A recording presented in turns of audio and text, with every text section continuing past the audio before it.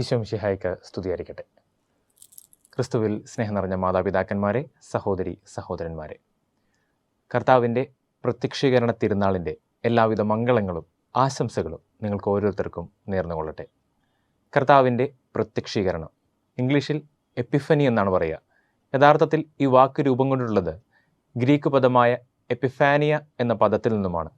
ഇതിനർത്ഥം to make visible, to appear എന്നൊക്കെയാണ്. അതിനർത്ഥം കർത്താവ് തന്നെ ഈ ലോകത്തിനു മുൻപിൽ വെളിപ്പെടുത്തുന്നതാണ് ഇന്നത്തെ തിരുനാളിൻ്റെ ഏറ്റവും വലിയ പ്രത്യേകത. പക്ഷേ ഈ വെളിപ്പെടുത്തൽ ദർശിക്കുവാനും അത് മനസ്സിലാക്കുവാനും സാധിക്കുന്നത് യഹൂദർക്കല്ല, മറിച്ച് വിജാതീയരായ 3 രാജാക്കന്മാർക്കാണ് എന്നുള്ളതാണ് ഇതിൻ്റെ ഏറ്റവും കൗതുകമുണർത്തുന്ന ഒരു കാര്യം. വിശുദ്ധഗ്രന്ഥത്തിൽ നാം വായിക്കുന്നുണ്ട്, 3 ജ്ഞാനികൾ അവനെ തേടി വന്ന് നക്ഷത്രം നോക്കി അവനെ ദർശിച്ചു എന്നാണ് പറയപ്പെടുക. യഥാർത്ഥത്തിൽ യഹൂദർക്കിടയിലും രക്ഷകൻ ജനിക്കുന്നുവെന്നതിനെ പറ്റിയുള്ള തെളിവുകളും അറിവുകളും ഉണ്ടായിരുന്നു. പക്ഷെ ഒരിക്കലും അവർ അവനെ തേടിപ്പോയില്ല. മറിച്ച് വിജാതീയരായ 3 രാജാക്കന്മാർ അവനെ അന്വേഷിച്ചിറങ്ങുകയും അവർ അവനെ കണ്ടെത്തുകയും ചെയ്തു. അവർക്ക് മുൻപിലാണ് ലോകത്തിനു മുൻപിൽ പിറക്കാനിരിക്കുന്ന രക്ഷകനെ പറ്റി പറയുക. ഓർക്കുക, ഈ രക്ഷകൻ യഹൂദർക്ക് മാത്രമല്ല, മറിച്ച് ലോകം മുഴുവനുമുള്ള സകല ജനങ്ങൾക്കും വേണ്ടിയുള്ളതാണെന്നുള്ള വെളിപ്പെടുത്തൽ കൂടിയാണ് കർത്താവ് ഈ വിജാതീയരായ രാജാക്കന്മാർക്ക് മുൻപിൽ നടത്തുന്നത്. അങ്ങനെയെങ്കിൽ സ്നേഹം നിറഞ്ഞവരെ, നമ്മുടെ ജീവിതത്തിലും നാം മറന്നു പോകുന്ന ഒരു വസ്തുത തന്നെയാണിത്. കർത്താവിനോട് ചേർന്ന് നിൽക്കേണ്ട നാം തന്നെ പലപ്പോഴും പ്രശ്നങ്ങളും തടസ്സങ്ങളും ബുദ്ധിമുട്ടുകളും ഉണ്ടാകുമ്പോൾ കർത്താവിനെ തേടിയിറങ്ങാതെ യഹൂദരെ പോലെ സ്വയം ഒതുങ്ങിക്കൂടുന്ന മനോഭാവക്കാരായി മാറരുതെന്ന് ഈ തിരുനാൾ നമ്മെ ഓർമ്മപ്പെടുത്തുന്നുണ്ട്. കർത്താവിനെ തേടിയിറങ്ങിയാൽ മാത്രമേ അവിടുത്തെ ദർശിക്കുവാനും ആ ദർശനം നമുക്കൊരു മാറ്റം കൊണ്ടുവരാനും സാധിക്കുന്നുവെന്ന് ഒന്നാമതായി ഈ തിരുനാൾ നമ്മെ ഓർമ്മപ്പെടുത്തുന്നു. രണ്ടാമതായി നാം ധ്യാനിക്കുക ഈ തിരുനാളിൻ്റെ രാജാക്കന്മാരുടെ പ്രവൃത്തിയെപ്പറ്റിയാണ്. അവർ കർത്താവിനുള്ള സമ്മാനങ്ങളുമായി വന്ന് മുട്ടുകുത്തി വണങ്ങി സമർപ്പിച്ച് തിരികെ പോയി എന്നാണ് വിശുദ്ധഗ്രന്ഥത്തിൽ എഴുതപ്പെട്ടിരിക്കുന്നത്. ഈ 3 കാര്യങ്ങൾക്കും ഒരല്പം പ്രാധാന്യമുള്ളതായിട്ട് നാം കണ്ടുമുട്ടാം. മുട്ടുകുത്തുക. ഒന്നാമതായി ഈ മുട്ടുകുത്തുക എന്ന പദത്തെ നാം എടുക്കുമ്പോൾ യഥാർത്ഥത്തിൽ വിശുദ്ധഗ്രന്ഥത്തിലുടനീളം മുട്ടുകുത്തുക എന്നതിനർത്ഥം പശ്ചാത്തപിക്കുക, വിനയമുള്ള മനുഷ്യരായി മാറുക എന്നൊക്കെയാണ്. ലൂക്കായുടെ സുവിശേഷം 22-ാം അധ്യായം 41-ാം വാക്യത്തിലും കർത്താവ് മുട്ടുകുത്തി ഗെത്സമേനിൽ പ്രാർത്ഥിച്ചു എന്നാണ് എഴുതപ്പെട്ടിരിക്കുന്നത്.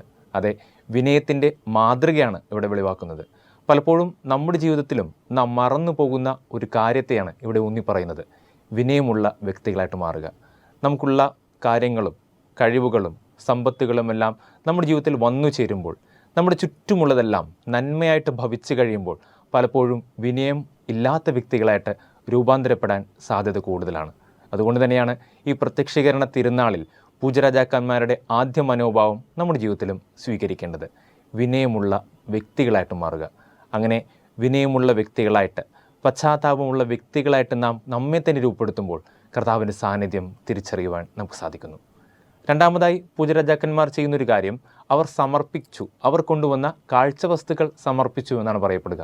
പൊന്നും കുന്തിരിക്കവും മീറയും അവർ കർത്താവിന് മുൻപിൽ സമർപ്പിക്കുമ്പോൾ യഥാർത്ഥത്തിൽ ആ പൂജ്യവസ്തുക്കൾ മാത്രമല്ല, മറിച്ച് തങ്ങളെ കൂടി സ്വയം സമർപ്പിക്കുകയാണ് അവർ അവിടെ ചെയ്യുക. ഈ പുൽക്കൂടിലുള്ള ആ രൂപങ്ങളൊക്കെ നോക്കുമ്പോൾ നമുക്ക് മനസ്സിലാകും, അവരുടെ തല ഒരല്പം കുനിഞ്ഞു തന്നെയാണ് നിൽക്കുന്നത്. അതിനർത്ഥം അവർ പൂജവസ്തുക്കൾ മാത്രമല്ല, മറിച്ച് സ്വയം സമർപ്പിക്കുന്നു എന്നത്രേ എന്നാണ് പറഞ്ഞു വയ്ക്കുന്നത്. അങ്ങനെയെങ്കിൽ നമ്മളും ഇപ്രകാരം സ്വയം സമർപ്പിക്കുന്നവരായിട്ട് മാറാറുണ്ടോ? അപേക്ഷകളും പ്രാർത്ഥനകളും യാചനകളുമായി ദേവാലയങ്ങളിലും കപ്പേളകളിലും ആരാധന ചാപ്പലിലുമൊക്കെ നാം ഇങ്ങനെ ചെല്ലുമ്പോൾ പലപ്പോഴും നാം വിട്ടുപോകുന്ന ഒരു കാര്യം സ്വയം സമർപ്പിക്കുവാനാണ്. General instructions of the Roman മിസൈലിൻ്റെ 73-ാം ഖണ്ഡികയിൽ ഇപ്രകാരമാണ് പറഞ്ഞു വയ്ക്കുക, കാഴ്ചവസ്തുക്കളുമായി പോകുന്ന ഒരു വ്യക്തി കാഴ്ചവസ്തുക്കൾ മാത്രമല്ല, മറിച്ച് സ്വയം സമർപ്പിക്കൽ കൂടി നടത്തണമെന്ന്. അങ്ങനെയെങ്കിൽ നാം ദേവാലയത്തിൽ ദിവ്യബലി അർപ്പിക്കുമ്പോഴും നമ്മുടെ പ്രാർത്ഥനകൾ ദൈവത്തിനു മുമ്പിൽ അർപ്പിക്കുമ്പോഴും നാം ചെയ്യേണ്ട ഒരു കാര്യം സ്വയം സമർപ്പിക്കൽ കൂടിയാണെന്ന് ഇന്നത്തെ തിരുനാൾ നമ്മെ ഓർപ്പെടുത്തുകയാണ്. എന്നാൽ അപേക്ഷകളും യാചനകളും മാത്രമല്ല, സ്വയം സമർപ്പിച്ചാൽ മാത്രമാണ് യഥാർത്ഥമായ ഒരു പ്രകാശം നമ്മുടെ ജീവിതത്തിലേക്ക് വരികയുള്ളൂ. യഥാർത്ഥം ഒരു വഴി നമുക്ക് തെളിഞ്ഞു കിട്ടുകയുള്ളൂ. അതിനാൽ സ്നേഹം നിറഞ്ഞവരെ, നിങ്ങളുടെ പ്രാർത്ഥനകളും യാചനകളും ദൈവത്തിനു മുൻപിൽ അർപ്പിക്കുമ്പോൾ സ്വയം സമർപ്പിക്കുന്ന വ്യക്തികളാകുവാൻ വേണ്ടി പരിശ്രമിക്കുക. എന്തെന്നാൽ സ്വയം സമർപ്പിച്ച് പ്രാർത്ഥിക്കുമ്പോഴാണ് ആ പ്രാർത്ഥനകൾക്ക് ഏറ്റവും സ്വീകാര്യത എന്ന് വിശുദ്ധ കൊച്ചു ത്രേസ്യയുടെ വാക്കുകൾ നമുക്ക് ഓർത്തെടുക്കാം. അതിനാൽ രണ്ടാമതായി തിരുനാൾ നമ്മെ ഓർപ്പെടുത്തുന്നു, നമ്മുടെ പ്രാർത്ഥനകൾക്കൊപ്പം സ്വയം സമർപ്പണം കൂടി നടത്താൻ നാം പരിശ്രമിക്കണം.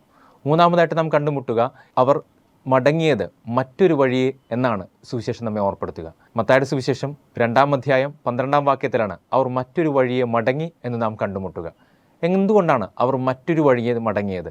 എന്തെന്നാൽ കർത്താവിനെ സ്വീകരിച്ച, കർത്താവിൻ്റെ സന്തോഷം മനസ്സിലാക്കിയ ഒരു വ്യക്തിക്കും അവർ വന്ന വഴിയെ തിരികെ നടക്കുക സാധ്യമല്ലാത്തത് കൊണ്ട് തന്നെ.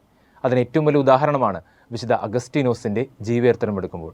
അഗസ്റ്റിൻ്റെ ജീവിതചരിത്രത്തിൽ അദ്ദേഹം വചനം വായിക്കുകയും മനസ്സിലാക്കുകയും ധ്യാനിക്കുകയും ചെയ്തതിന് ശേഷം പിന്നീട് അദ്ദേഹത്തിൻ്റെ വഴികളും സംസാരവും ചിന്തയും എപ്പോഴും പുതിയതായിട്ടാണ് കാണപ്പെടുക. ഒരുപാട് പേരെ മാനസാന്തരപ്പെടുത്തുന്ന വാക്കുകൾക്കുടമയായിട്ട് അദ്ദേഹം മാറപ്പെടുന്നതായി നാം കണ്ടുമുട്ടുന്നുണ്ട്. അതിനർത്ഥം അദ്ദേഹം ദൈവത്തെ തിരിച്ചറിഞ്ഞതുകൊണ്ടാണ്. അതിനാൽ സ്നേഹം നിറഞ്ഞവരെ, ഈ തിരുനാളിൽ നമുക്കും ഒരു മാറ്റത്തിനായി ശ്രമിക്കാം. ഇത്രയും നാളും നടന്ന വഴികളിലൂടെയല്ലാതെ മറിച്ച് ക്രിസ്തുവിനെ മനസ്സിലാക്കിക്കൊണ്ട് അവൻ ആഗ്രഹിക്കുന്ന പ്രകാരം ജീവിക്കുവാനായി നമുക്ക് പരിശ്രമിക്കാം. ഒരു പുതുവർഷത്തിൻ്റെ, ഒരു പുതിയ മാസത്തിൻ്റെ, ഒരു പുതിയ ഞായറിൻ്റെ, ഒരു പുതിയ ദിവസത്തിൽ നിന്നായിരിക്കുമ്പോൾ നമുക്കും ഒരു മാറ്റത്തിനായി പരിശ്രമിക്കാം. എന്തെന്നാൽ ഒരുപാട് തീരുമാനങ്ങളൊക്കെ എടുത്ത് മുന്നോട്ട് പോകുമ്പോൾ ഏറെ പ്രത്യേകമായിട്ട് നാം പരിശ്രമിക്കേണ്ടതും അതിനുവേണ്ടി തന്നെയാണ്. ഒരു മാറ്റം, ദൈവത്തോട് കൂടെയായിരുന്നുകൊണ്ട് ഒരു മാറ്റത്തിനായി പരിശ്രമിക്കാം. ക്രിസ്തുവിനെ തിരിച്ചറിഞ്ഞ, ക്രിസ്തുവിനെ മനസ്സിലാക്കിയാൽ മാത്രമേ യഥാർത്ഥമായ മാറ്റം നമുക്ക് സാധ്യമാകൂ എന്ന് ഈ പൂജരാജാക്കന്മാർ നമുക്ക് മുമ്പിൽ കാണിച്ചു തരുന്നുണ്ട്. അങ്ങനെയെങ്കിൽ നമ്മുടെ ജീവിതത്തിലും ഒരു മാറ്റത്തിന് വേണ്ടി കൂടി പരിശ്രമിക്കാനായി ഈ തിരുനാൾ നമ്മെ ഓർമ്മപ്പെടുത്തുന്നു. അവസാനിപ്പിക്കുന്നതിന് മുൻപായി ഒരു കാര്യം കൂടി. 2025 അവസാന ദിവസങ്ങളിൽ തങ്ങളുടെ ജീവിതത്തിൽ നടന്ന ഏറ്റവും സന്തോഷവും നല്ലതുമായ മുഹൂർത്തങ്ങളെ ഒരുപാട് പേർ വാട്സപ്പ് സ്റ്റാറ്റസും ഇൻസ്റ്റഗ്രാം സ്റ്റോറിയുമായിട്ടൊക്കെ ഇടുകയുണ്ടായി. എന്നാൽ മനസ്സിലേക്ക് വന്ന മറ്റൊരു ചോദ്യം ഇപ്രകാരമായിരുന്നു: ഒരുപക്ഷെ ഈ വ്യക്തികൾ തന്നെ തങ്ങളുടെ ജീവിതത്തിൽ നടന്നുപോയ വീഴ്ചകളും കുറവുകളുമൊക്കെ തിരിച്ചറിഞ്ഞുകൊണ്ട് അതിനെ പരിഹരിക്കുവാൻ ഒരു തീരുമാനമെടുത്തിട്ടുണ്ടാകുമോ?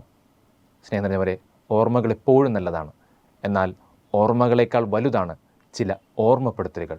അതിനാൽ ഒന്ന് തിരിഞ്ഞു നോക്കിയിട്ട് വന്നുപോയ വീഴ്ചകളും കുറവുകളും വീണുപോയ സാഹചര്യങ്ങളുമെല്ലാം മനസ്സിലാക്കി അതിനെയും ആവർത്തിക്കാതിരിക്കാൻ വേണ്ടി നമുക്ക് പരിശ്രമിക്കാം. ഓർക്കുക, യഹൂദർക്ക് രക്ഷകനെ തേടിയെത്തുവാനുള്ള ഒരുപാട് അവസരങ്ങളുണ്ടായിരുന്നു. എന്നിട്ടും അവനെ കണ്ടുമുട്ടിയത് വിജാതീയരായ പൂജരാജാക്കന്മാരായിരുന്നു. സ്വയം സമർപ്പിച്ച് വിനയമുള്ള വ്യക്തികളായിട്ട് മാറി തങ്ങളെ തന്നെ സമർപ്പിച്ചുകൊണ്ട് സന്തോഷത്തോടെ കടന്നുപോയ ആ പൂജരാജാക്കന്മാരെ പോലെയാകാൻ നമുക്ക് പരിശ്രമിക്കാം.